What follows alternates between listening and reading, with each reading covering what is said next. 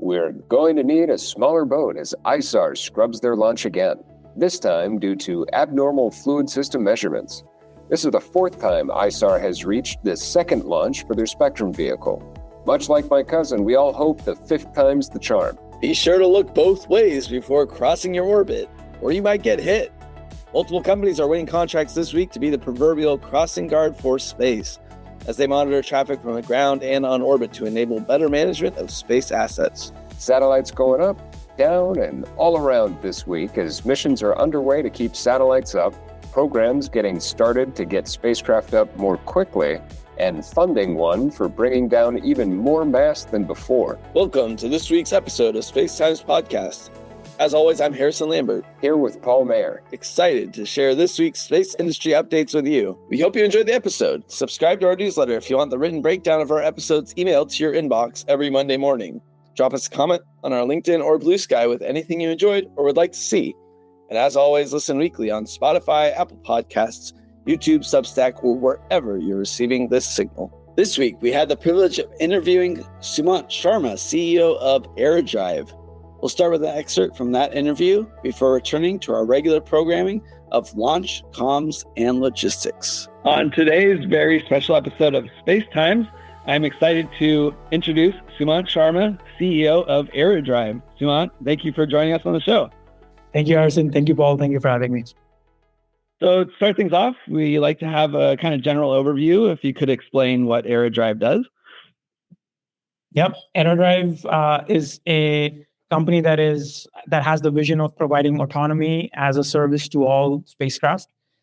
We are a dual-use company where we're building software and software-enabled hardware for anybody who's operating in space to do one of or several things, which could range from rendezvous and proximity operations all the way to docking and capture, or all the way out to space traffic coordination for an entire mega constellation. So the company's products are software and software-enabled hardware. We have a background in developing vision-based autonomy for several missions in the past. And the company is a Stanford spinoff. So in fact, both me and my other co-founders, we met at Stanford, and we've taken part in several missions as part of Stanford Space Rendezvous Lab over the last decade and a half, and decided to spin off the company in early 2025. Yeah, so the demand here kind of came from the space situational awareness side of things, as I'm hearing, and RPO is kind of, do you see that as an extension upon SSA? Because those are kind of two different markets, and there's a lot of space domain awareness companies being stood up, and not many of them that extend that into an autonomy kind of operation. No, exactly right, Harrison. In fact, when we raised our seed round back in November, one of the questions the investors always like to ask is that how do you differentiate from your competitors? And one of the major differentiations for Eradrive is that we don't look at space situational awareness and RPO as separate markets. They may be separate markets for our competitors, but in fact, our products, they encompass both of these conventionally separate verticals. For us, we look at it as an autonomy problem, where on one side, you want to autonomously image and navigate with respect to very distant objects and classify what their behavior is and where they're going. That's space situational awareness. On the same end of the spectrum, you get RPO, where you not only image and figure out where the object is, but you also end up traveling closer to it and getting into a situation where you get in very close proximity with them. So it's the same problem for us, but different ends of the spectrum. And yes, you're right. A lot of companies look at it as as two different verticals. At Eradrive, it's the same market for us, which is the autonomy market. I'd like to dig a little more into that, because I'm curious kind of how you see, because they're so different technically, like yes, what are the challenges there, but also because, as you noted, they do play together very nicely. Like, what is the benefit of doing both? I guess my question is kind of, do you see other SDA companies as competitors or potential partners? Like, can you use data that Stargaze or some of these Earth observatories generate to augment your RPO capabilities? Or are you trying to create a completely closed system that's sort of air-gapped for people like customers, like defense customers? Like, how do you see that sort of breakdown? In most cases today, the customers that we are talking to, they like to have their own, let's say, SDA product. So in their cases, we are enabling them to collect their own space domain awareness or space situational awareness data using Eradrive software and Eradrive hardware. At the same time, the objective and the vision of the company is to proliferate on as many satellites as possible and to collect space situational awareness data at Eradrive to then be sold to every customer out there. So we are, today we are open to both ends of that market. And how that plays well is that today when we work with a mega constellation who doesn't want to, let's say, share data with Stargaze, or for geopolitical reasons they just cannot share data with Stargaze. They would much rather have, let's say, a firewall system, as you're saying, which is all internal to that mega constellation, where Eradrive software and Eradrive hardware enables them to gather that data. And in that, for that type of a situation, we are, let's say, competitors with other SDA or SSA companies. On the other end, when we are working with, let's say, NASA, or when we are wanting to stand up our own products in-house, in those cases, every other SSA provider or companies like Leo Labs or companies which have assets in space and monitoring other spacecraft, that ends up being a very natural place for us to partner together. So it's not, let's say, driven by Eradrive as much as it's driven by the end customer. And in many cases, the end customer wants a fully owned, fully in-house solution. In those cases, we are selling directly to the customer. In other cases, it makes a lot of sense, for example, for NASA or for other commercial players that do not necessarily care about where the data is coming from, for us to partner with other companies. And is there further segmentation across like RPO? A lot of the demand is coming from geo capability. There is some demand for like in-space logistics on the LEO side, but it seems a little further away than this immediate demand for defense capability.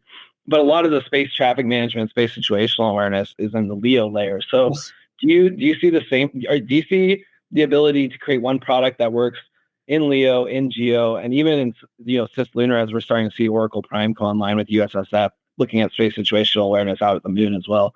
Do you see like a unified product stack across these? Oh, for sure. I mean, the beauty of what we are providing is that it's vision-based, and cameras are very low swap as the nature of that instrument. In fact, the NASA Starlink phone, when it was launched with star trackers, and we are then able to use the same star trackers which were being used for imaging stars to image spacecraft and other things that are happening in the background. So to some of our customers, we are literally just working off of star tracker data that they're able to provide to software applications provided by Eradrive. So the modules that we're delivering to our customers, they're no more than 1 to 3 U, depending on whether it's going to LEO or GEO. And specifically for GEO customers, the volume requirements or the volume available to Eradrive is more than enough for us to be deployed there. An interesting question you asked is that if you're trying to serve these two different markets, and if there is like a natural segmentation for RPO is happening in GEO, but then SSA is more happening on the LEO side. So how does that work? The great thing is that when you're in GEO, a lot of the things that are happening in LEO, you are still able to see obliquely through your orbit. And for some of our customers in LEO that are, or to some of our RPO customers who eventually want to go to GEO, a lot of their first few missions or their tech demonstrations that are happening in LEO. So they're using Eradrive software, Eradrive hardware to do RPO in LEO as a tech demo, but then after a certain point of time, they end up being discarded for that customer. But in our case, we are able to sell to the customer the fact that, hey, you can actually continue to use that test bed and collect more data for space situational awareness in LEO. So that's a way where we are able to, let's say, do SSA from GEO, but also do LEO and RPO and LEO. So that's it's pretty I should say collaborative between the customer and us, where we are able to, let's say, mix and match the types of things that we are able to do. It doesn't sound like you're necessarily building these cameras or star trackers or building these components in-house. Is this something where you are, hey, we know for a fact that this is how it's going to work. candidly, we kind of don't trust our customers to necessarily set this up or set up the architecture correctly if we tell them exactly what to do. So is that sort of the motivation for you sort of sending all of this to them, or is there like a bring your own camera Right. sort of approach to this? I think so. There are two things here to mention. One on the technical side, right? I mean, our customers are very well or are very much capable of using cameras or star trackers. It's not necessarily the main reason why we want to provide them hardware. Many times the customers themselves tell us that, hey, look, you guys are the experts in vision-based navigation and GNC and AI and autonomy. Why don't you recommend us a hardware to procure and we'll work with that. So in those cases, we provide them hardware, which is provided as a pass-through item. We're not necessarily, let's say, making money off that hardware. It's literally just the demand of the customer that, hey, look, you know cameras best. Your software is going to be running on these cameras. Why don't you get the cameras, make sure that the software and the hardware pairing works well, and we obviously at Eradrive stand behind all of the validation and verification activities that we do for that particular hardware selection. So in that case, it makes a lot of sense for that customer to get the hardware also through Eradrive. That's one reason. The second reason is that some of the cameras that we've worked with, and a lot of the cameras that we've worked with, we've realized that they're either spec'd out to do star tracker type things, so imaging things very far out, or they're spec'd out to do very close range things, so imaging things which are, let's say, in the very close vicinity or within a few kilometers of the spacecraft. And in certain cases, and this is true for both government missions as well as for commercial applications, there is a need for sensors or cameras, I should say, which are capable of bridging this high dynamic range issue where they want to be able to image things on the far range as well as on the close range. And they want to have the field of view that allows them to capture a lot of what's happening around them. So there's a fundamental trade-off between the dynamic range and the field of view, which cannot be met by existing sensors or existing cameras available in the market. And in those cases, Eradrive puts a mosaic, basically puts together multiple cameras together to provide that functionality to the customer. In the future, we do see and anticipate the need for designing some of these vision systems, hardware systems in-house, and that's the direction in which we are going. But today, the reason people are procuring hardware is twofold, because they look at us, they know that we are experts in autonomy and vision and cameras, so they want us to provide them hardware also at the same time. And secondly, some of the requirements that come to us from our customers, they're just not possible through existing cameras that they already have in-house. And in those cases where we have to put together the system ourselves before delivering it to them. Very nice. Well, Sumant, we are sort of approaching the end of our time here. Thank you so much for taking the time to chat with us and answering all the questions. We always love a good chat. Moving forward, we would love to give you the opportunity to sort of tell the audience what it is you're looking for. Who do you want knocking on your door? What is it that you need from the folks who are looking to help you out? Oh, thank you for that platform. I'd say eradrive.space/careers is what I would pitch here.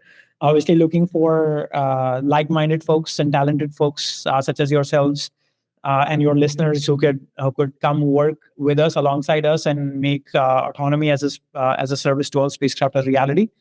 That's the number one priority for me today. We are definitely bandwidth constrained on what we can provide to our customers. What we are selling today, it resonates a lot with our customers, and in fact, we have 5 active contracts with 9 full-time people today, and that's we need a way to make sure that we can continue to serve more and more customers in the future. So hiring is obviously a huge, let's say, issue today that we're trying to solve for at Eradrive. So that's what I would pitch: eradrive.space/careers. Awesome. Well, sign me up. Thank you so much, Sumant, for joining us today. It's been an absolute pleasure learning about Eradrive and sharing it with the people of Spacetime. Thank you, Harrison. Thank you, Paul. Our main topics of conversation this week concern launch, comms and data, logistics, and our usual business moves and tech advances. Starting us off with launch, ISAR, as we alluded to in the intro, scrubbed their most recent scheduled launch for their Spectrum vehicle. This is the fourth such scrubbing this year. They've reached the launch window for their Spectrum vehicles several times. The launch window currently at time of recording is still open. So if they were able to identify the problem and turn things around really quickly, they could theoretically have gotten the vehicle up. But the indications are that because this is for, quote, off-nominal behavior in their fluid systems, that's not going to be a 24 or 36-hour turnaround, and we're probably going to look at a fifth launch window at some point in the future. You're giving up on them already, man. They just started months ago. That damn boat. Maybe this is why they added the maritime launch services over in Nova Scotia. They can't get that dang boat out of Norway. I mean, the Norwegians are being great sports about it so far. They, it looks like they're happy. They appear not to be paying based on the launch. They appear to be paying on the hours. So I guess Norway to keep famous ally of the Germans, Norway, helping out their launch vehicle provider get up in time. Oh yeah. Yeah, it's unfortunate. I mean, they just got like $240 million last week in funding, so I was really hoping they would have like a great showing right after that. But I guess no such luck. Well, I feel like valves, specifically in the propulsion control, not in the like main thrusters or main vehicle, but specifically, I guess more specifically in reusable or reentry vehicles, that like the control valves are the most common point of failure in these types of vehicles. But Spectrum is single use. It's not intended to be a reusable rocket, to my knowledge. So no, whatever challenges they're experiencing, whatever's going on, I hope they're able to figure it out and get back on the launch pad soon. I mean, honestly, this might be an issue with their spaceport. Like, I know Astra had a lot of these problems when they were launching out of the Kodiak base up in Alaska. Like, the cold weather does not help with valve issues, and Nadoya is pretty far north. Honestly, this is kind of like making more sense why they would try to add the Nova Scotia spaceport. Like, it's further south. They shouldn't have as many issues, even though it's still cold because it's Canada. But I think they're just, I kind of wish they could just go to the Cairo launch base out of French Guiana, but I don't know why they don't use that one. Probably too far away. This one's nice and close, but it's just unfortunate because I don't know. It's a promising launch vehicle, and I think Europe needs to get some shots on goal, and I want to see this one go up. But it sucks. They just keep scrubbing. Hopefully next one goes off.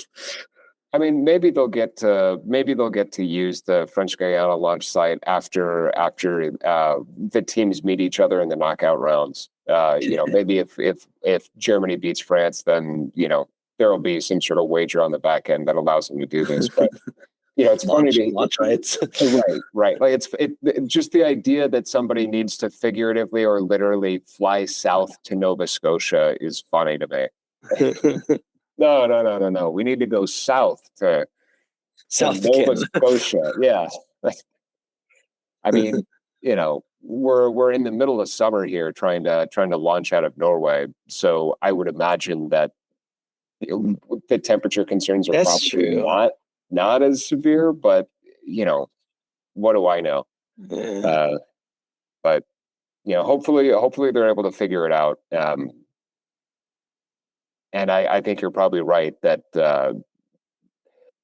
the cold weather launch sites are definitely a factor in the desire for sort of additional launch sites in milder climates, even if the residents of Nova Scotia resent the implication that their climate is mild. Chinese startup Landspace launched a Juke 2E rocket on June 9th, which reached orbit later that same day and successfully delivered its payloads. Confirmed by the U.S. Space Force via spacetrack.org, the upper stage for that rocket has not successfully executed its disposal burn. It has, unfortunately, in low Earth orbit, introduced about 100 to 150 new pieces of debris. Some of that debris currently overlaps with the ISS orbit, but the anticipation and the assessment from spacetrack.org indicates that there is no current threat to crewed or human spaceflight at the moment, meaning that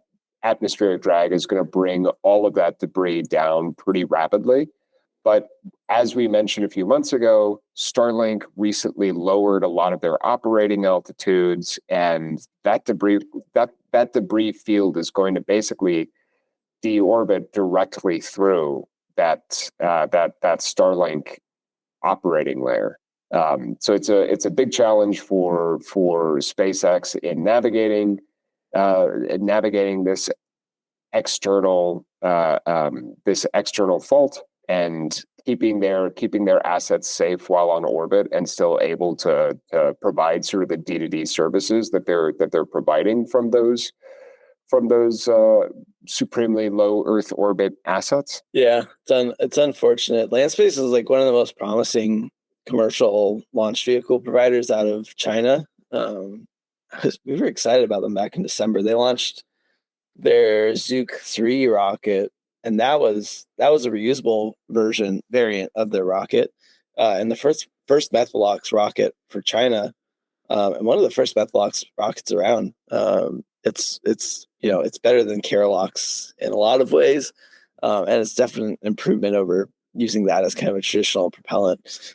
So I was really hopeful that Landspace was on the right path with that.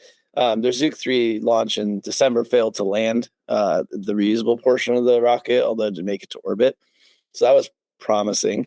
For them to go back to using the Zhuge 2E, which is their non-reusable variant, is interesting. I think it's probably an endorsement by China that they were supportive of Landspace actually getting actual missions accomplished.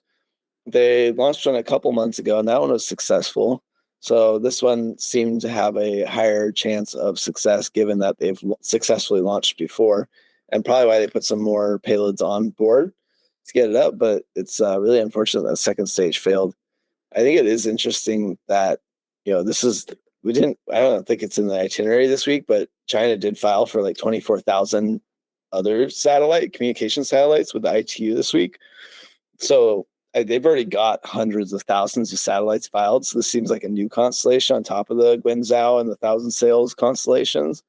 So they're definitely seeming to be picking up the pace and just using every rocket they have at their disposal to start deploying satellites. So this is an unfortunate setback for China. It's also a lot of egg on their face in the global community for blowing up another rocket, which China's kind of renowned for doing, both intentionally and unintentionally. They had that one back in December, so this is not that big of a gap. I mean, before December, it was like years since they had done it, and the last time was an anti-satellite missile, so it was on purpose, so a bit different. I don't know. It's just it's a bit concerning that China is like trying to speed things up, but while doing so, they're risking blowing up more rockets in orbit and causing problems. And the fact that this is in Starlink's path, like, thank God it's Starlink, one of the most capable constellations out there and able to avoid a lot of this debris. But it's certainly, I'm sure SpaceX isn't happy about it. And we just can't have more debris hitting. Like, Starlink's already had a couple of debris events, so this is just not great. I don't expect it to ground Landspace. I feel like China's just going to push through it. But hopefully it doesn't hinder their Zhuge 3 launches, because I think that one's close to being reusable, which would be great for China. But I could see it kind of stalling 2E launches for at least a couple months. They hit a pretty impressive milestone with, I believe it was 4 launches in 72 hours. Yeah. The most recent of which was the Kuaizhou 11 solid rocket from the Chinese Aerospace and Industry Corporation on Wednesday. Though we haven't actually, as of recording, we haven't heard anything yet, which could indicate that maybe there was a challenge with that particular rocket launcher deployment. Hopefully, it did not also blow up in low Earth orbit. I think No. two rockets in low Earth orbit, each introducing 150 or so pieces of debris in as many weeks would probably force a little bit more direct pressure to clean things up here. So hopefully everything went well. Yeah, there seems to be some sort of stall at the Wenchang launch base, which I think all of these were Long March launches. Like Long March 10, I think is the reusable one, and it was, people were kind of looking to see if they actually reuse one of those Long March since they're reusable. But it seems like they got a couple of rockets here that are reusable and operational, but they just haven't reached the point at which they can turn around and launch it again. The Wenchang base, it's a little unclear if there's an issue at the base and that's what's stalling the cadence, or if they really intend to just have 4 launches and kind of call it for now. So I think what I'm really looking for is is this cadence going to keep up, and are we going to see the same launch vehicles going up? Like the Long March for sure. They've continued to launch that. That was a majority of the 100 to 200 launches they had last year, and that seems to be keeping pace, if not picking up. But adding some of these rockets into the mix, like Orion Space had a large solid rocket, so it's interesting to see other solid rockets like the Kuaizhou launching now as well. But overall, I think this is really impressive from China to have such a variety of rockets that they're able to launch, and to have so many launch bases. Like they're showing a capability that is been a problem for America. We've constantly been addressing the fact that we are constrained to basically a single launch provider out of SpaceX, and we are also launch base constrained, especially after Blue Origin blew up one of their launch pads over in Cape Canaveral. So for China to have so many launch pads, including Yellow Sea, like a floating launch pad, as well as a variety of different rockets that they can rely on to get their satellites up, it's a really interesting comparison to kind of the struggles that the U.S. have been seeing. And while I think they are still behind on launch cadence and reliability, I think they've been showing that they have all the pieces in play to probably surpass us this year. Like I wouldn't count.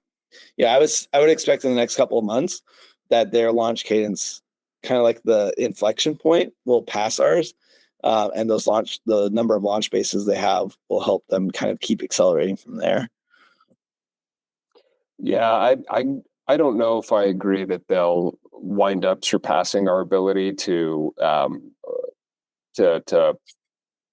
put mass up on orbit, or just to actually execute on launches in that amount of time. But I wholeheartedly agree with you that the rate of improvement that China has been making vastly outstrips our own, and that's been wholly driven by their very rapid cycle time, how quickly they're able to, in aggregate,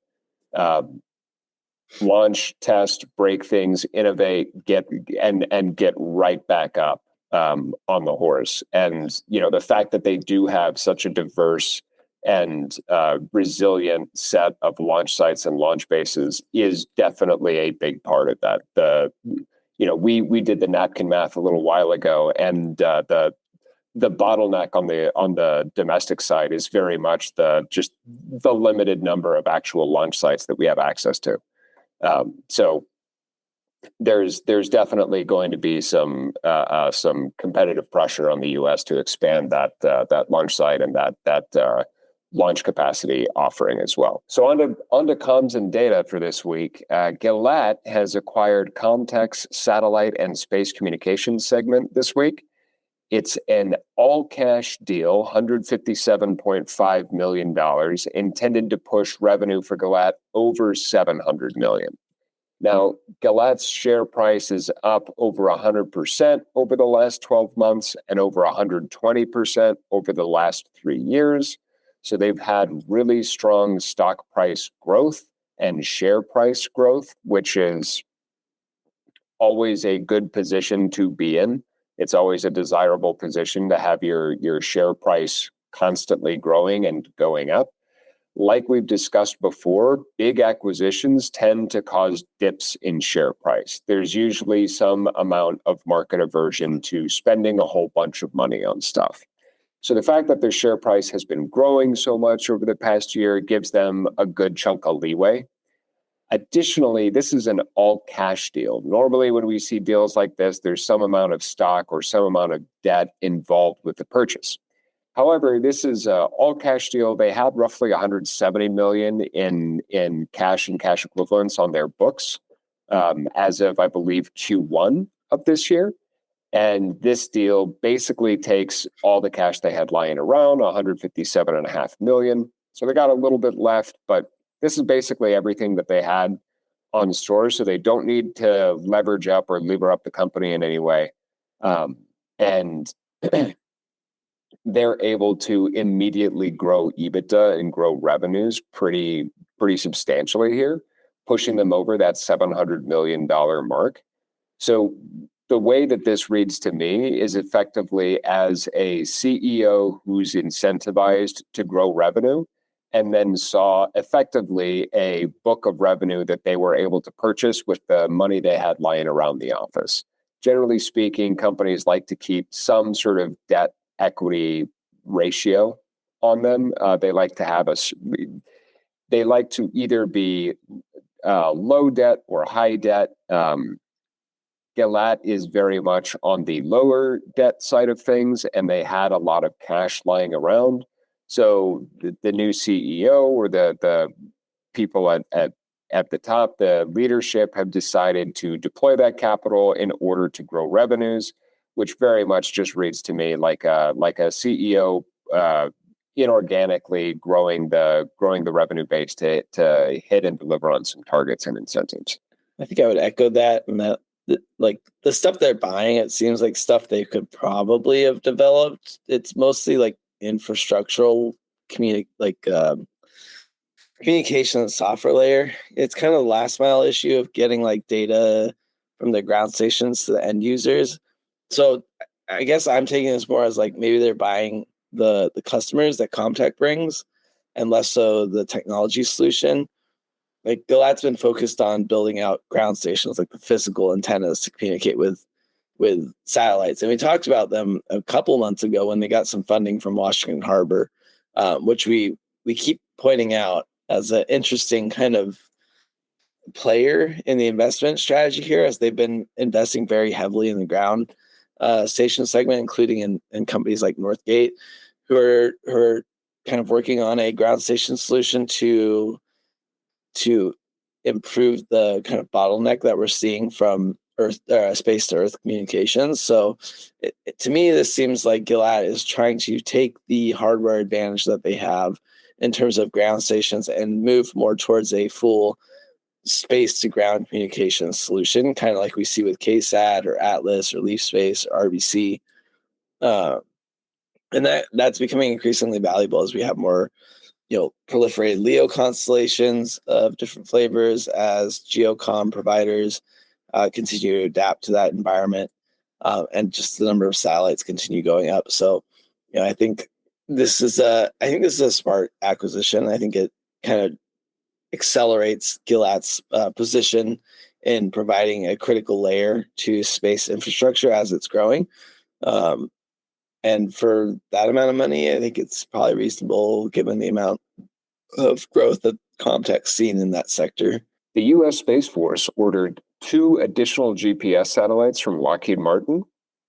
This is an additional $515 million contract to build the GPS 3F space vehicles 23 and 24, bringing Lockheed Martin's total spacecraft commitment up to 14. So another big ticket item purchase of 2 traditional big geosats. These GPS satellites are meant to be part of the ongoing efforts to create sort of a resilient GPS and PNT solution for military purposes, but they are another way of solving that same problem. Yeah, this seems to build on Lockheed's success in their past efforts. We saw a lot of shakeup in the GPS market when the whole deal to provide the next generation GPS ground system kind of fell apart a couple months ago. And a lot of that shifted over to Lockheed, who'd been delivering the GPS satellites, but now they're also delivering some of the ground solution segment to that. I think a lot of this is, that system was delayed, and so they had to use a lot of the M-class secure GPS signals for more commercial use cases. And I think that's kind of saturated the capability of these GPS satellites. So until they can fix that problem, they're just going to need more capacity on orbit. So getting more of these satellites up is key to keeping up with the demand for GPS capability. And given that we've seen some, uh, some evolution in the GPS kind of sector recently in terms of Russian jamming, there's a report that came out last week showing how Russia is jamming GPS satellites from space. Previous to that report, most of it was suspected that it was GPS jammers on the ground and in areas of conflict, but it seems that there's actually ability for Russia to jam on orbit. So I think a lot of this is like building up capacity for GPS, but I would also expect that there's some level of anti-jamming capability that they want to integrate into the new GPS satellites, and that's been reflected in some of these MilSatCom contracts that we talked about recently, like the one with Viasat and SES over the past month or so. I expect that this is reflected in this new contract for Lockheed Martin. These new GPS satellites will have to have some sort of capability to frequency hop or perform some sort of keyhole capability that gets around this GPS jamming challenge that's kind of growing. So I would expect to see some more contracts like this be awarded to Lockheed. 2 in like 2 months is pretty. That's a lot, and they're big contracts, so it's kind of surprising to see them kind of come out in separate vehicles so close together. I would expect that this demand for this new capability is not done yet.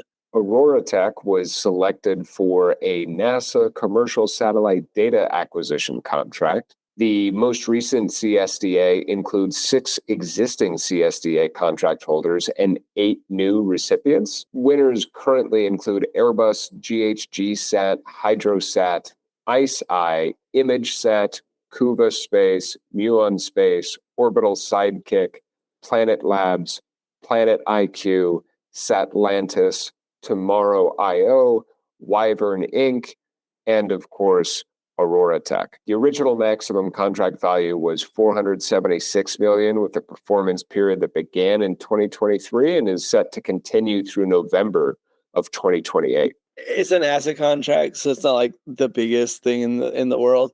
Likely not a lot of dollars behind it. NASA manages a lot of different satellites or sources data from a lot of different satellites. I think the only thing interesting to note here is like a lot of these are a diverse source of imagery. It's not just like plain multispectral imagery. There's a lot of hyperspectral and infrared imagery here. And I think in the case of Aurora Tech, which is kind of the announcement for this week, it's this growing demand for infrared imaging. Like Muon's also on this list. They're also have a FireSat kind of capability that's using infrared.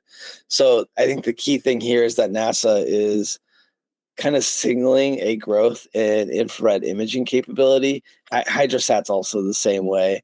HydroSat is also infrared. Yeah, you've got infrared, you've got hyperspectral, you've got SAR on here. You've got a wide of wavelengths that they're looking at.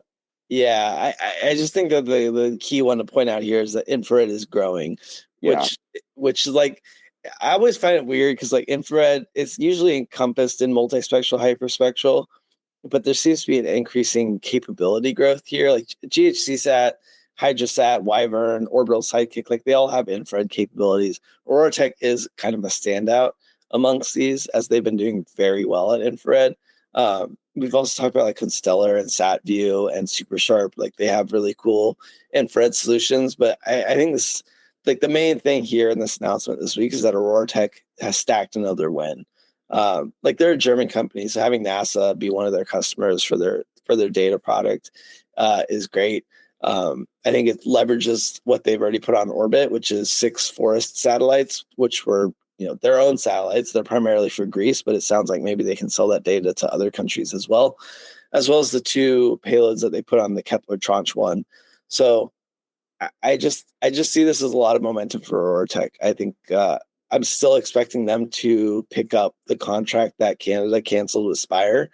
And I think this is just another endorsement of their capability. I really like their product. Like I think it's a compound infrared imager. I think it works really well for what their core target is, which is fire tracking. But I think there's this increasing demand for infrared data for like defense purposes, but also, there's a lot of other valuable uses for infrared. So I think, whether they put up their imagers for defense capabilities or for more altruistic purposes, like it's just great to see more infrared capability put up.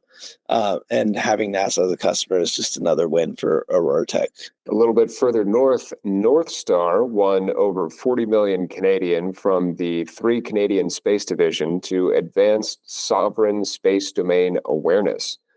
The 12-month contract win is with the Royal Canadian Air Force's 3 Canadian Space Divisions, 3 CSD, to integrate Northstar's surveillance capabilities to enhance mission readiness and threat detection in orbit. This is an ongoing investment that we've seen. It's part of an ongoing trend of space sovereignty that we've seen specifically out of Canada, specifically out of the Ministry of Defense and their defense industrial strategy, investing over $1 billion over the next, I believe, 8 years into the sector.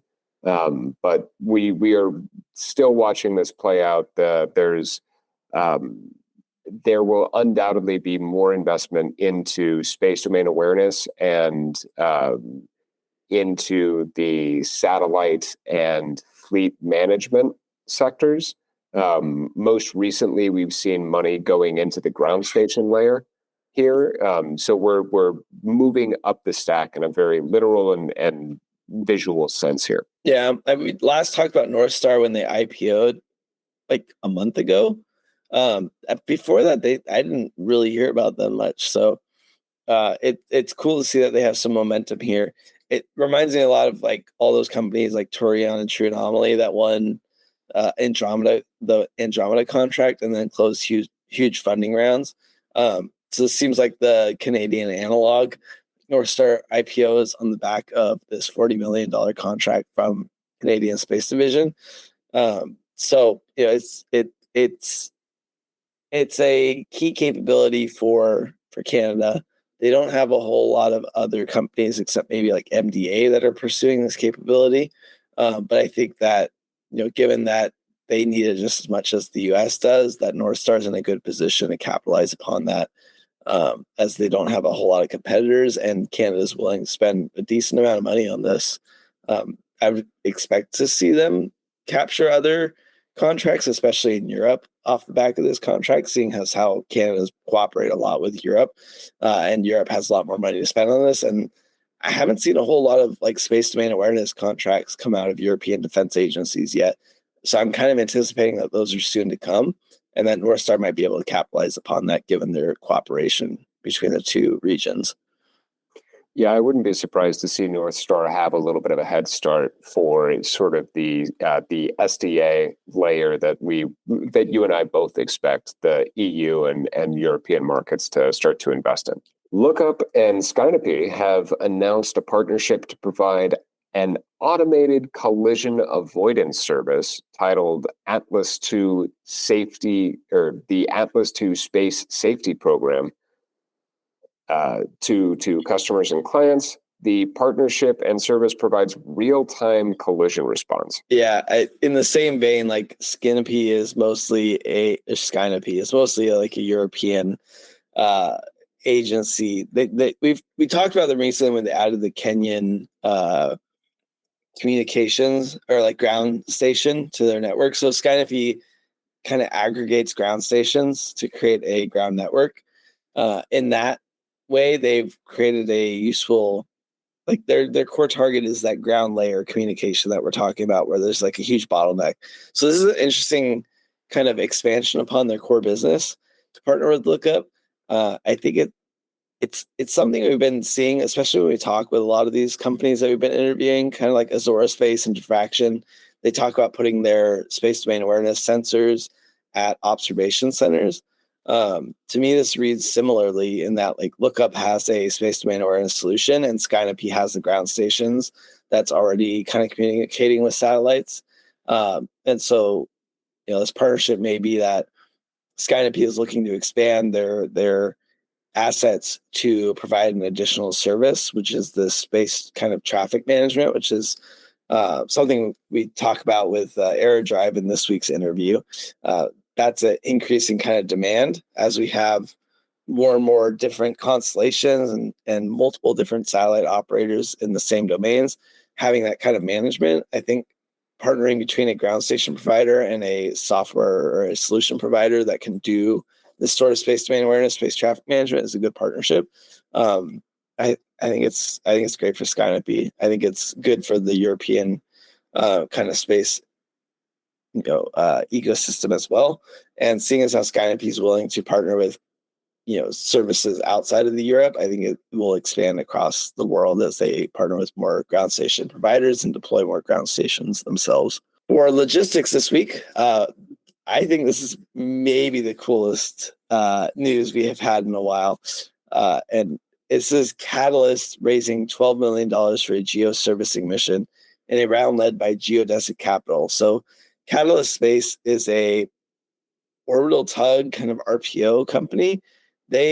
I've been following this one really closely because I think Catalyst Space is super neat. This funding is specifically for the Nexus robotic spacecraft, and this is meant to service GEO spacecraft. So there's a couple of different aspects to this announcement this week. In that Catalyst is they've currently integrated and sent their Link vehicle off to the launch base, ready to send that mission up. And that mission was put together in 9 months. So Catalyst has been an insanely fast company to respond to a critical need. There's so much to unpack here. It's what seems like such a simple announcement, $12 million for a GEO program. Catalyst was tasked, 9 months ago with developing a robotic spacecraft that could go raise the Swift Observatory from deorbiting. Already a super cool story. This company came out of nowhere. Like they didn't do anything before this contract was granted to them, which made it already kind of odd that NASA would trust them with developing something, given they have no real track record. But they've seemingly done it. I mean, everything is on time. They just integrated their Link spacecraft with the Cygnus XL launcher and sent it off to the launch base out in the Pacific Ocean, where they're going to fly on a TriStar up to space to launch their spacecraft and then go raise the Swift Observatory, which has been doing all these maneuvers to try to stay in orbit long enough for their spacecraft to go meet up with them and complete their mission. When they announced this 9 months ago, it was very clear the implications. Like, yes, this is a civil mission. Yes, this is for NASA. Yes, the price tag is relatively low. I think it was like $30 million, which to develop a whole robotic spacecraft in 9 months is an insane price tag. That's really cheap for what they're trying to do. Yeah. And again, by all measures, they're accomplishing their task. We'll see what happens when they get on orbit. There's a whole lot left to do. But it's a huge endorsement of their company. And the implications of this was the defense agencies are watching. If they can accomplish this mission, then, they're king made in terms of RPO servicing capabilities. And it seems like this funding is kind of anticipating their success in that, whether or not they succeed, they've already accomplished a whole lot. And they're one of the furthest along in terms of robotic servicing capability. And, whether or not they raise Swift Observatory, they've already figured out a lot of what needs to be done for this geo-servicing capability, which is of increasing demand. We've been talking about it month after month. China and Russia are demoing geo-intercept capabilities. They have the Xi'an demos that China did. They have the Cosmos demos that Russia did. The U.S. Defense Department is taking this very seriously. Geo assets are no longer safe. So Catalyst is now saying, hey, we can go save your geo assets with this robotic servicing technology we've developed. And so that's how they've managed to raise 12 million, which again is like a crazy low price tag for something that's so advanced. But seeing as how they've been able to pull together what they have with 30 million 30 million is like, it's crazy. But I'm loving watching this, and I just wish we could talk about this more because their mission is super cool. The spacecraft is cool. The spacecraft they're saving is cool. The rocket launcher they're using to like do this whole mission is cool. Like everything about this is just the best of space that I've seen in a while. Yeah, it's a fascinating company, and I mean, to your point, 30 million to develop a new, like fundamentally new ground up platform and vehicle is on its own a pretty reasonable price point. Like that's on the highish end for like a Leo platform. Like most companies are going to try and do that in closer to 20 million, but 30 million on its own, like that's not a deal breaker. What's astounding is 9 months. That is unheard of. To be able to do all of that in 9 months, like, you know, you talk to 10 companies and you're going to get 20 stories about how they'll be able to do this over 5 years with like 20 to 25 million. You know what I mean? And like just the idea that not only were they able to do this at a comparable price point and at a meaningfully low price point, but that they were able to do so in less than a year is outstanding. So you're absolutely right. Catalyst has already proven that they can do everything that they need to do. So whether or not this first or inaugural Nexus mission is a success is sort of irrelevant, because the whole point of this is proving to the defense industry that we are capable of providing this service and repair capability, or potentially service and disrepair capability as necessary, and that they've done everything that they have needed to in order to be successful and prove everything out at this point. So congratulations to them. Yeah, I know I'm nerding out on these guys, but like it can't be understated how crazy. Like 3 robotic arms, 3 Hall thrusters, 16 cold gas. Like this is a complicated satellite. Like if they actually achieve this Swift boost, I totally expect them to have like multi-$100 million series raise. Like it's kind of conspicuous that this raise doesn't have a series attached to it. It seems very like attached to a specific program. I fully expect that they have a series raise in the works, and if they succeed with Swift, like that will come easily, I'm sure. I think being able to do anything in space in less than 12 months is crazy. You already have my attention. Right? Like ICEYE was bragging about 12 months for a SAR satellite that they've already developed. It's like this is a brand new satellite that's very complicated. We were able to roll out the 2027 model of the Toyota Corolla almost exactly 12 months after the 2026 model came out. We're just beside ourselves. We're so excited. And these guys, this team went out and built a completely novel vehicle from scratch in 9 months. Just absurd. So cool. In kind of the same vein, Quantum Space has won a Pentagon contract to develop and demonstrate a refueling spacecraft. So this is for their Ranger vehicle, which has 4 tons of fuel capacity. Ranger Prime is planned to launch as early as Q2 2027. And this comes 1 week after their announcement to go to public markets through a SPAC. So Quantum, they've been around for a little while. I was fairly optimistic of them just based on the fact that Cam Ghaffarian is their chairman and is backing them. And I would never bet against Cam Ghaffarian, but they've been pretty silent. They've been around for years.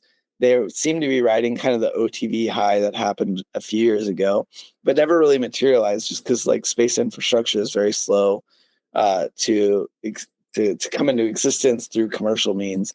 But with all this defense demand and kind of these tailwinds that are coming from the Defense Department, it seems like quantum space is starting to pick up, some traction. They got picked up in the Andromeda contract a couple months ago. I think they're in the LASSO contract as well. So they've got a couple of big contracts, and now they have this Pentagon contract for pretty much their bread and butter. So just a lot of great traction and all this surrounding their SPAC.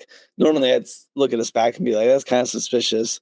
And if you had asked me, 4 months ago, I would say it was suspicious for Quantum, a company that's basically done nothing to go public. But again, there's this kind of trend that's been happening the past few months of like, there's these big contracts that are announced alongside these big raises. And I'm interested to hear your take on it, because to me, it's like, I just love seeing all this money flowing into the industry, but they seem to be going hand in hand. The government's spending more money, and in turn, commercial investors are spending more money, and it's just flooding the market with more capital to actually start executing on some of these visions that companies like Quantum have had, which is these high, these like advanced concepts of having a more persistent infrastructure on orbit to have a more lasting presence in space. Yeah. I generally speaking, I agree with you. Like SPACs are typically a shortcut for folks to try and get to public markets and try and get to liquidation events. Generally speaking, there are always going to be good situations and good fits for SPACs, but the rep that SPACs sort of tend to have is rarely used appropriately. So there have been a lot more instances in recent memories of companies that have gone public through a SPAC that didn't really have the justification for doing so. And so sort of to your point that like, hey, quantum space has been pretty quiet. They have sort of not been doing a whole lot, delivering a whole lot, or winning a whole lot of contracts. And then sort of all in the last couple of months here, they've gotten 3 or 4 different major contracts and also made this big announcement. I think that sort of to your point, there is very much an influx of government spending into the space industry. We've been expecting this for a while. We know that there's trillions of dollars set aside for Golden Dome, and that however that money is going to find its way to the commercial market, it's going to find its way there. However, that's going to find its way into the space industry. It's going to find a way to get there, and it's a lot of money. So even if your particular niche only sees a fraction of that $1 trillion, I will very happily take a fraction of $1 trillion and call it a fabulous day at the office. So there's a lot of government money going around, and the whole effort, as stated by any top general at the Space Force or the Air Force or DoD, anybody who is working in defense currently and working in any sort of avenue towards appropriations is doing so with the goal of finding companies that are able to stand without needing to be propped up by U.S. government. In so many words, they want companies and they want innovators and they want providers, so to speak, who have other customers and are self-sufficient businesses. If the U.S. government were to cut funding and stop being their customer overnight, they would still be there tomorrow. That's who they're trying to build. And so the fact that there is a lot of government money is sort of simultaneously de-risking the sector and the areas of investment for the private sector. And there's a lot of different contract vehicles that are themselves sort of dependent upon commercial investment and commercial buy-in as well. And so sort of we're seeing those two things like on a contract to contract basis. We're seeing those two things in the micro play out in the macro here at this stage, where just heaps and heaps of money are coming in from both sectors into space because the need for the capability is so critical. Yeah, I think it's a trend we've seen in the past. I mean, you and I are both familiar with Silicon Valley's history of like being brought up through defense contracts, but then eventually, pivoting into commercial first kind of capabilities. And now you're in El Segundo, like it's much the same there. There's rare exceptions, with like SpaceX being mostly funded through NASA, but eventually they took on NSSF contracts and took on a much larger position in the government. Eventually pivoted kind of the opposite direction in the government contracts, but largely a lot of this stuff kind of gets funded through government efforts, and then can use that to kind of expand commercial demand, which is a lot of what we were seeing with space infrastructure, and kind of what I'm hoping to see with companies like Quantum and Catalyst. And one of those early signals for defense funding is coming from DARPA this week, as they issued an open solicitation for solutions for rapid reconstitution of space systems. So this solicitation seems very positioned towards reconstituting space systems that are brought down through adversarial actions, rather than just having rapid deployment of capabilities like we saw with the Victus Nox and Victus Haze missions. That still seems to be a primary focus of the government. But DARPA is kind of usually the advanced defense kind of capabilities signal. So, they're looking at something more like a satellite like Catalyst Nexus that can go up and repair a satellite that was attacked by something like a Chinese satellite. This solicitation comes at a very interesting time. I've already hit on it so far. There's increasing threat from adversarial countries like China and Russia, right? But it's becoming more present. We're seeing this increased Chinese launch cadence. There is an active presence of Chinese threats to geospacecraft. It is increasing. It's no longer just a Shijian demo mission. They're actually placing more and more assets on orbit that can threaten U.S. space assets. And so I think DARPA is very rightly recognizing that we need more advanced capability that can go up and actually, fix things and not just fix satellites that might have been damaged, but also clear the area for future spacecraft that might need to go up. Because we saw like a few months ago the Luch Olymp breakup out in GEO. Most of the time we talk about Kessler syndrome, we think about like LEO, where things get crowded. It's a very low orbit. It's very densely packed. We never really think about GEO. Yeah, there's Chinese rockets blowing up left and right.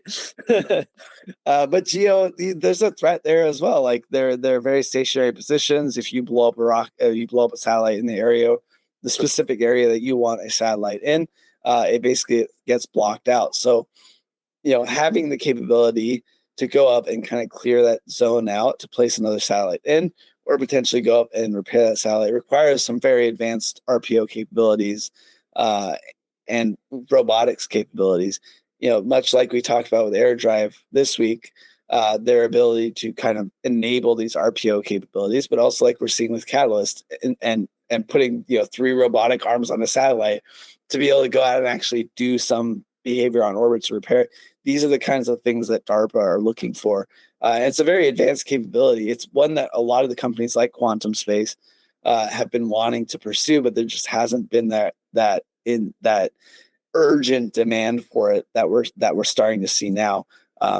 Early signals from DARPA, but the Defense Department has been saying the same thing as well. So I would fully expect them to be echoing DARPA's requests very soon, if not already in some of these upcoming contracts.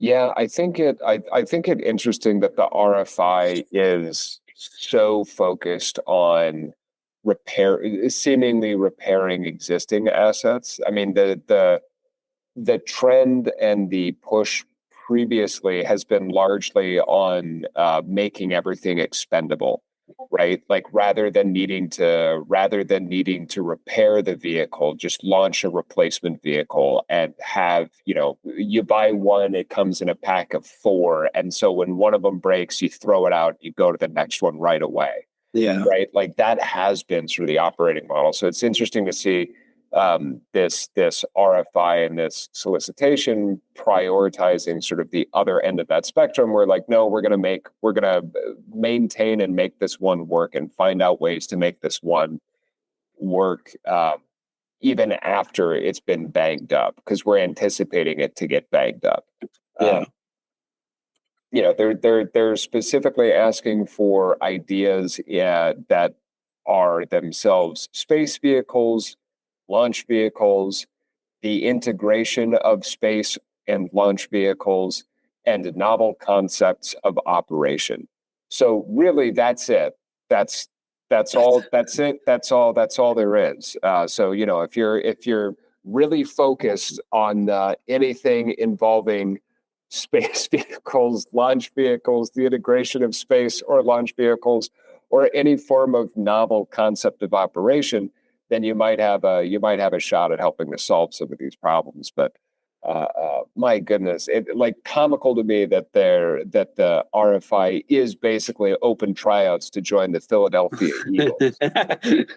On the other side of the pond, we have Austrian startup Gate Space winning a 6.3 million euro EU grant and equity funding through the EIC Accelerator. This is to fund their propulsion system that is set to launch on Austria's first military satellite BeaconSat in February 2027. They're developing hardware for Astral as well, which is Europe's first in-orbit refueling mission. They develop a chemical propulsion system. So this is a capability that we've been seeing increasing demand recently. We saw it with LASSO. We've seen it with like Bellatrix as well with their funding. A lot of green propulsion tech coming out of Europe. So it's just, continuing a trend. I'm not sure where this trend is coming from. Hull thrusters have long been, the go-to thruster for satellites. We have been seeing an increase in chemical propulsion demand when it comes to space mobility. But Europe in particular seems really focused on this like green propulsion, chemical propulsion tech. We've seen it like Morpheus Space and other companies. I forget. There's like a whole cornucopia of propulsion tech companies coming out of Donna Aerospace's orbital propulsion is out of the Netherlands as well. So they're are they? I thought they're New Zealand. That's the space plan or the suborbital plan. Okay, but they're out of I forget if they're out of New Zealand and the Netherlands because they couldn't pick alphabetically which nation, so they split the difference and went with both. Yeah, I don't know. Both. I think a propulsion tech does need to improve. I don't think it really needs to improve for like proliferated constellations. So I think they have an Astral contract. So obviously this is more towards like on orbit repair, and I think space mobility play, which I think is smart on the side of Europe. I think they can't ignore sort of the proliferated constellation play as they need to catch up with the likes of Starlink.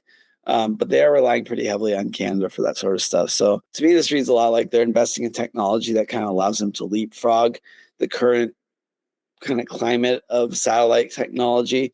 Hull thrusters are great for proliferated constellations that just need to do orbital station keeping, but this sort of chemical propulsion technology that they've been focused on is necessary for things like on-orbit infrastructure, logistics, RPO, that sort of capability, interplanetary. So, I expect to continue seeing this trend of Europe investing in chemical propulsion. Gate Space is just another kind of a wordy in that trend. In Japan, Elevation Space has raised a $40 million Series B to develop a space-to-Earth transportation and space environment utilization and recovery platform through a third-party allotment of shares. This brings their total funding to $63.5 million.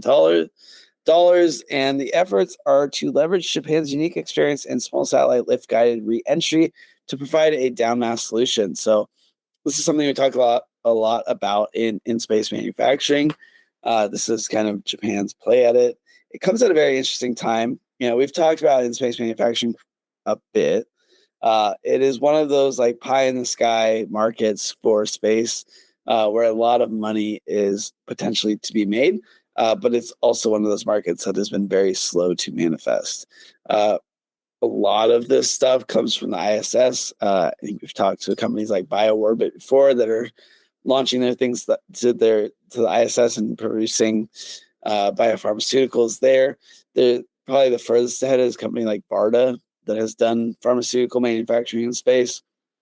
But it looks like Japan's kind of entering the race with Elevation Space. This funding will help Elevation Space to complete assembly of the first private reentry satellite, the AOBA, and complete the first model for the ELSR series of their platforms of space environment utilization. This announcement this week is coming at an interesting time. It comes to the same moment as SpaceX announces their Starfall mission. So I think last week we talked about them filing with the FAA to actually launch their Starfall mission, but this week they actually announced their date, which is June 23rd. So next week we'll actually be talking about, hopefully talking about the results of it. At the very least, we'll talk about the launch of it. I'm not sure how long they're going to stay on orbit before returning the capsule, but Starfall is certainly going to shake up the in-space manufacturing industry, hopefully for the better. SpaceX often is kind of the harbinger of things to come, but whether they actually dominate that industry and leave no room for any competitors is yet to be seen. A lot of the designs they proposed in their S1 filing for their IPO had like Starship scale designs. But if they're launching in 3 days, Starship is not operational. So they're flying on Falcon 9. And that to me signals that they're pushing full steam ahead with this idea in space manufacturing. So it'll be interesting to see if companies like Elevation Space are able to compete with companies like SpaceX when it comes to in-space manufacturing, as that seems to be clearly where they are going with this sort of funding. So onto the lightning round here for business moves. There's one for sure that I know we're going to talk about for a little while here. So I hope you'll bear with me, Harrison, while I try to turn and burn here through the first few. But first up, the Air Force Research Lab announced a partnership with PyLogic for autonomous fault prediction using PyLogic's exact AI engine to diagnose and predict electrical and power failures aboard spacecraft platforms. So the goal here is to use PyLogic's AI model in order to accurately predict and model the operation and electrical power, lifespan, maintenance requests, and operational expectations for their satellites. There has been an ongoing big push for risk management, for insurance needs, for risk mapping throughout the space industry. And this is one of the big sort of examples that we're seeing of that play out in the government and defense sectors. Though I would very much expect that PyLogic will be sort of taking all of these risk mitigation offerings that they're getting directly to the commercial sector as soon as they can. Additionally, Dunn Aerospace raised a $25 million Series B to both accelerate global expansion of reusable space transportation and further develop their orbital propulsion platform. This raise values them at a $195 million post-money valuation. It was led by Valerian Space Ventures, and their space plane, the Aurora, out of New Zealand, is going to be the first vehicle to fly twice daily to the Kármán line in 2027. It's currently scheduled to start launching next year. And the Loop refueling network is targeting an in-orbit demonstration in 2028. So this raise is going to get them to both of those key milestones, delivering on reorbit and refueling missions. Just on refueling missions and getting their space plane up and running. Their revenue has grown from $3 million in 2022 to $15 million, with over 90% of that growth occurring over the last 12 months. So this company is cool. They're doing a great job. And doesn't that seem like a small amount of money though for everything they're trying to do? Like $25 million for a space plane, a refueling network, and their in space propulsion. Like, I love their vision. Like, having all three of those elements together really gives you like a full end-to-end like mobility platform. Yeah. But a Series B at 25 million, and they have a lot of thrusters in orbit. We talked to some of the people at the conference back in March, and like they have a lot of heritage. They have a lot of flight heritage. We'll have to see if we can get Yarlin on the show, because he was so fascinating to talk to, and just absolutely top of the line at what they're doing. Yeah, I think it was like 200 thrusters on orbit, and here 15 million in revenue per year. It's like that's really good. I mean, it's I still don't think it's enough to support everything they're trying to do, but it's like a good step towards that. So, I mean, 15 million in revenue is about 20 million more in revenue than most space companies are making. So, like, what is SpaceX? Yeah. Speaking of SpaceX, they did actually execute on their option to purchase Cursor for $60 billion in stock. So something that we spoke about last week, SpaceX sold a whole bunch of compute to Google on a monthly basis, which would basically cap out their Colossus. So we sort of asked ourselves, like, well, either they're probably going to under deliver on that, and they'll actually give Google 70% of the compute that they're asking for so that they can use some of it themselves, or they're getting out of the compute game. Well, they bought Cursor, so they're pretty clearly not getting out of the compute game. Yeah.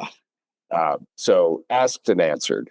But EQT, the Swedish investment firm, has announced their intent to acquire Exolaunch, the German launch aggregator and mission management company.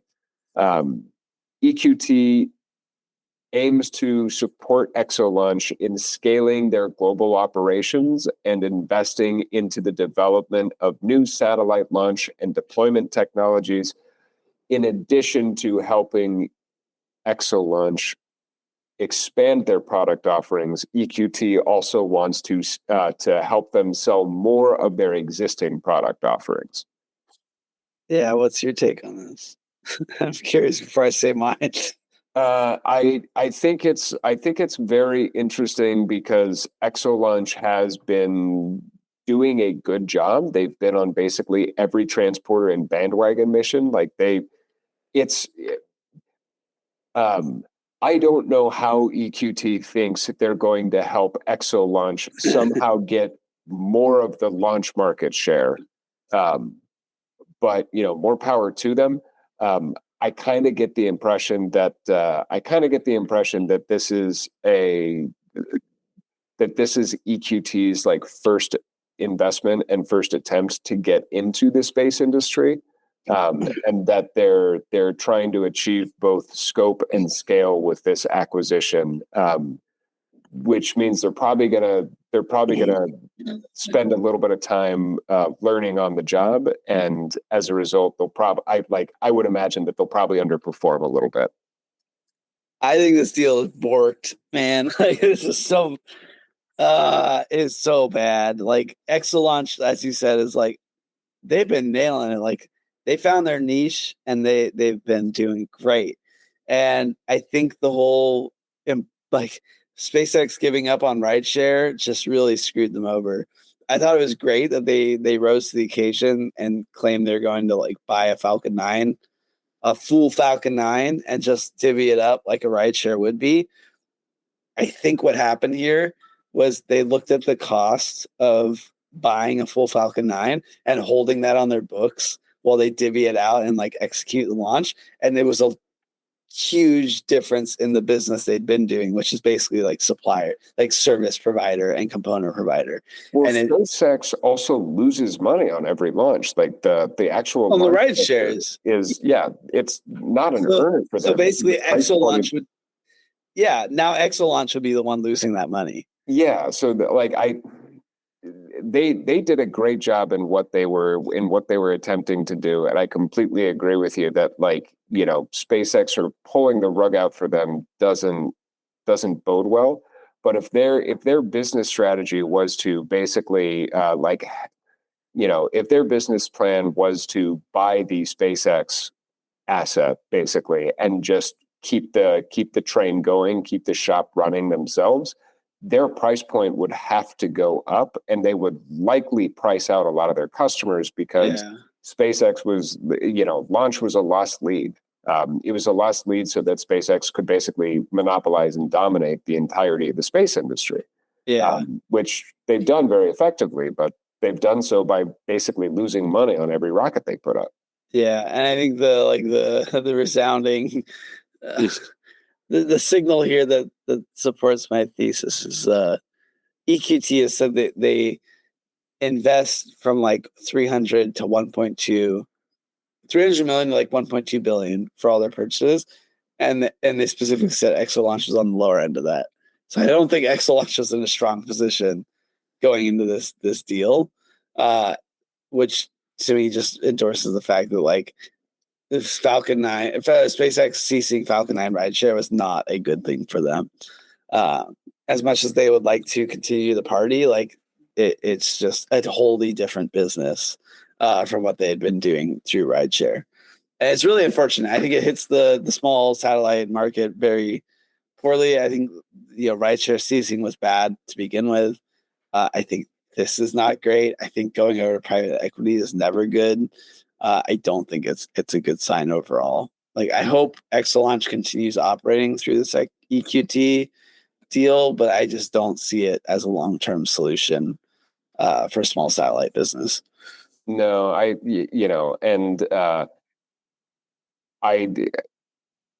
mean, I could be wrong. I'm pretty sure this is EQT's first investment in the space industry. This is their first play in the space sector.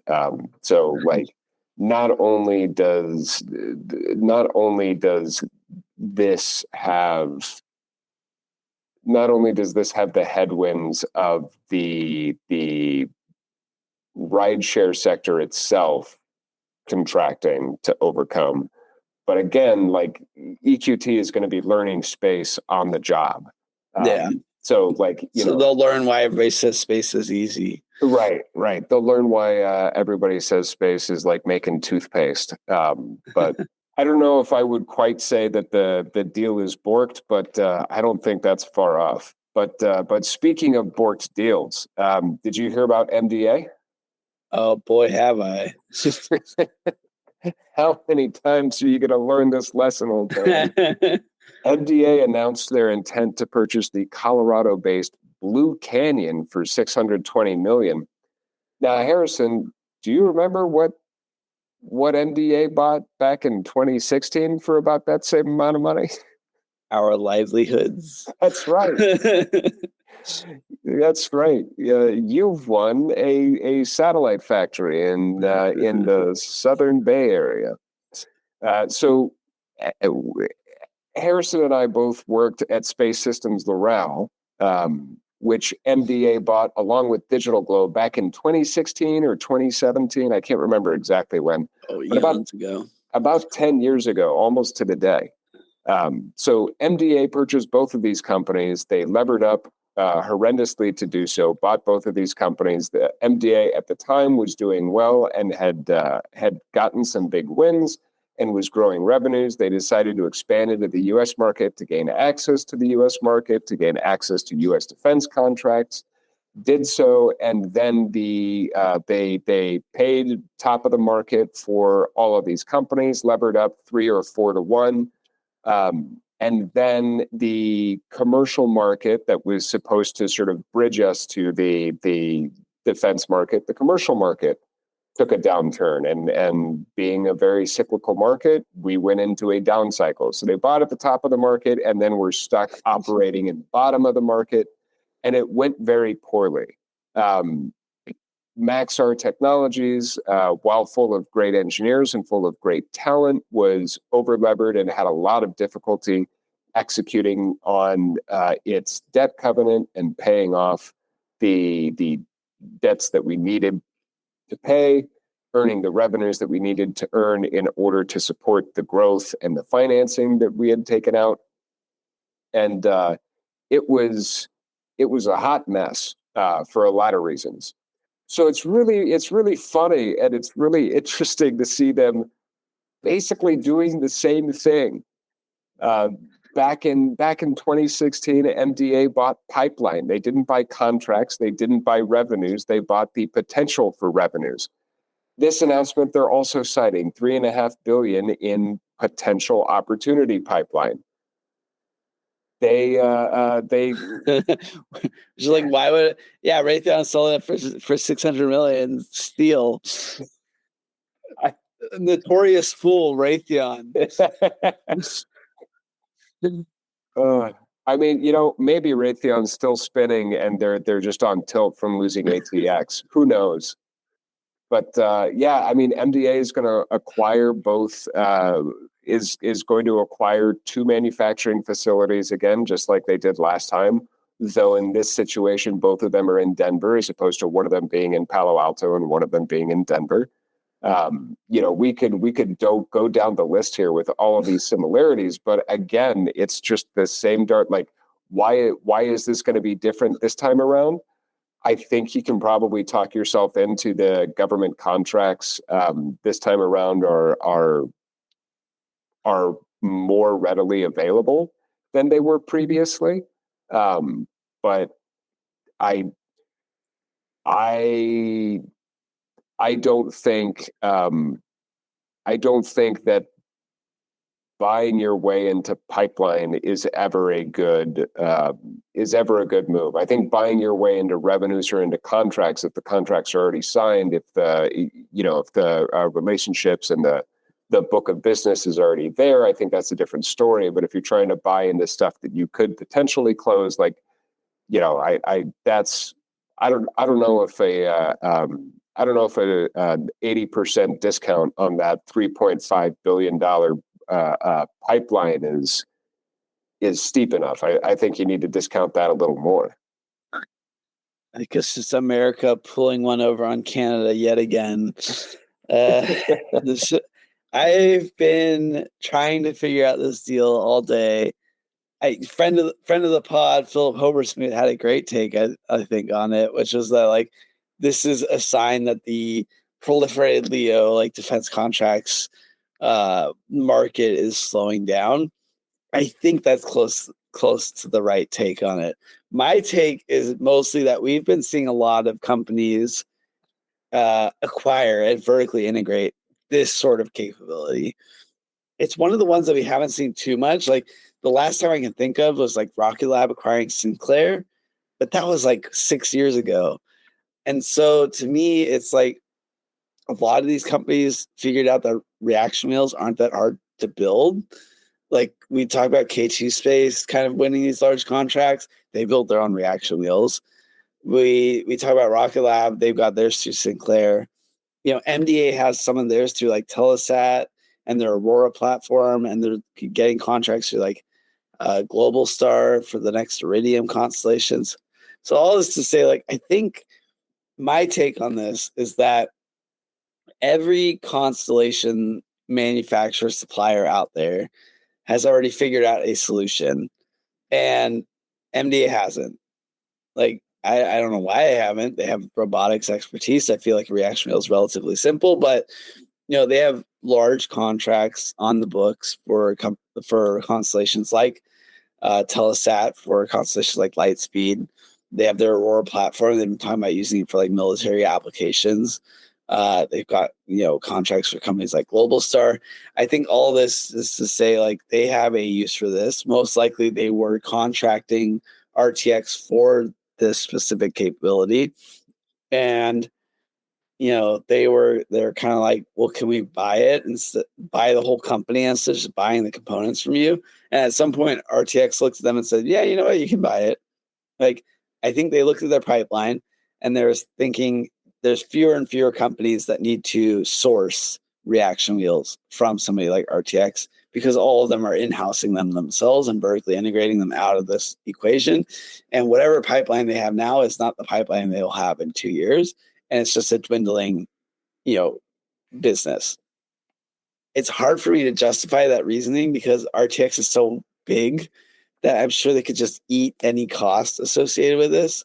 So if they saw any potential to continue making money with this, they would just keep the business. So to me, it's they don't see any business here in the near future. And MDA is just eating this cost, and Phil's take on this whole thing is slowing down is close to correct. But I think it's more that all the people that are looking to buy things for large scale constellations have already found their sources, and there's not going to be any upcoming, business for this. So selling out to MDA at this point is like the best for RTX. It somewhat benefits MDA, although I think they're buying it at a somewhat premium. But overall, like that's the only thing that to me that makes sense.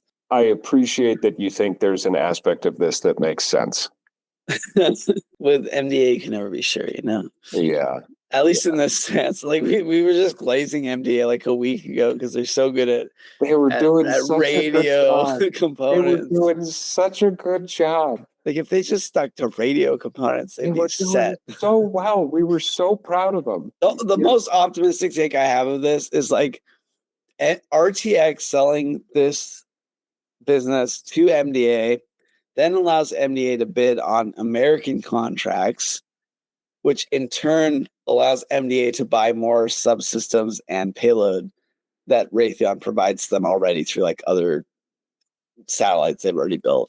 So this could be like some circuitous kind of way for them to generate more business, but that's like a highly optimistic take.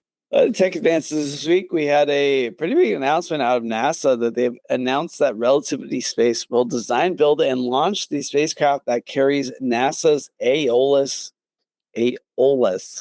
instrument suite to orbit around Mars. This is a suite of instruments that includes a Doppler wind and temperature sounder. This will measure wind speeds and temperatures up to 60 kilometers above the Martian surface. So this is planetary science mission from NASA, and it's being awarded to Relativity, which is, I saw in one headline, like NASA selects company that's failed at launch once to send a sounder to Mars. It is a odd selection, to be sure. Relativity has tried to launch once and did not succeed, and yet they are winning a contract to go to Mars. A company that has never made it to orbit is now contracted to go to Mars. I think it is that, Elon. Yeah, right. SpaceX that originally planned to go to Mars, now relegated to the moon by NASA, and their, I guess, competitor. I don't even know if I would give them that much credit. I don't think you can give them that much credit. Yeah, is now tasked by NASA to go to Mars. Cool. I mean, like get your rocket firing first, and then we can talk about Mars. It's just, in theory, the Terran R can get you there. So, like, yeah, it's not the worst company to choose, but just like pick a company that's actually like launched before. I don't know. Like there was Eric Schmidt. Yeah, he's like the CEO, former Google CEO.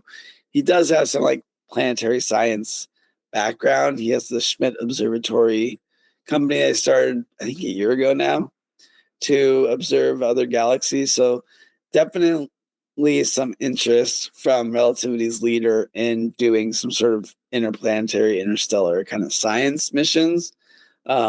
So cool for him. I think it kind of feels like he did some behind the scenes lobbying to get this contract. But I don't know what it does for Relativity. I can't imagine they get much money for it until they actually do this. But there are so many steps removed from actually accomplishing this that I don't see why they got this. Like, honestly, give it to Firefly. They've made it to the moon. They're like the only commercial company that's made it to the moon. Give it to them. They don't have a rocket that can actually make it to Mars, but like they're closer than Relativity. So the weird announcement. I'm always like, I love hearing, cool missions. It just feels like a really weird allotment by NASA. Maybe it's just a way of getting more launch companies funded to just keep pushing things forward. In which case, great. Like, I'd love to see Relativity make it to the launch pad. Hopefully sooner rather than later. As we noted, there's a increasing need for launch capacity, and Terran R would be a huge boon to that. So, yeah, hopefully this helps push them along. Hopefully. I mean, this is what Isaacman has been pushing for. Isaacman has wanted to get more public-private partnerships. He's been a big advocate for this. So he's wanting to get the commercial sector more involved in more layers of what NASA has previously owned. So, I also sort of raise an eyebrow at the specific selection here. Like, not that I don't think Relativity Space is able to execute or do this, but that it does seem like there are likely other companies out there that have a little bit better or stronger resume for this. So I don't exactly know what the decision making process is for some of these public-private partnerships. What I do know is that whatever that decision making process is, it's different than what my own would be. But I'm gonna sort of count the wins here and just be glad that there is another sort of Martian science mission that's on the books and that is scheduled to happen, and that there is the funding to be allocated to that. Boeing this week demonstrated their Quantum Protocol Q4S payload prior to their scheduled year-long mission launching in 2027. So this is a self-funded mission to demonstrate a crucial layer to space-based quantum networking. The missions are intended to demonstrate entangled swapping on quantum-ready hardware. So this is using quantum entangled communication, much like we saw with China's demonstrations quite a few years ago. So a bit behind the times, but it's still not commercialized. So any effort here to develop this capability is welcomed. It uses a pretty well-known capability to entangle two quantum bits and communicate information across the two. Both of them are contained within the spacecraft, so it's not like China did, where they've managed to entangle one bit on space and one bit on ground and communicate that way. But it is a step towards that capability, and hopefully more towards a commercialized capability, as Boeing could actually integrate it into a quantum network on orbit. This is and fitting in with a lot of the quantum technology that we talk about. IonQ is the company we talk about a lot. We got an interview to Faction. I'm very bullish on quantum technology. I think it's a long ways out, but once it's accomplished, and all indications are that it can be accomplished, it is the only thing that actually lets us leap beyond what we are currently able to do with classical physics. Quantum communication is one of those things. It's uninterceptable. It is a lot faster. It has higher throughputs. It just circumvents all the issues we have with classical communication systems. And so having Boeing actually spending their own money, actually putting these things on orbit, actually working towards getting us to that point is very welcomed by me. Lastly for today, we have Leo Labs deploying their Scout S, which is a new class of transportable 3D search radar to the Indo-Pacific. This is particularly interesting to me because Scout S is a transportable radar. We talk about a lot of different forms of radar. There's ground-based radar up in Alaska that's developed by Lockheed. We've talked about a lot of space domain awareness radar. We have synthetic aperture radar. There's just all different versions of radar. The kind of traditional form of it has been ground stations that beam radar up into space and are able to map out where space assets are and create a tracking layer that way. Having this mobile capability is a nice advancement of this. And they deployed to the Indo-Pacific specifically to track Chinese satellites as they kind of orbit around China, but in a domain that we're able to control. So this is obviously key to a lot of counter space surveillance capability. I thought this design was particularly neat as they use an S-band radar. S-band is relatively low frequency, but lower power, lower resolution, but it allows for some neat stuff like you can communicate to satellites that are your own. So you can have that sort of mapping of your own space assets along with having counter surveillance against adversarial assets using this S-band radar.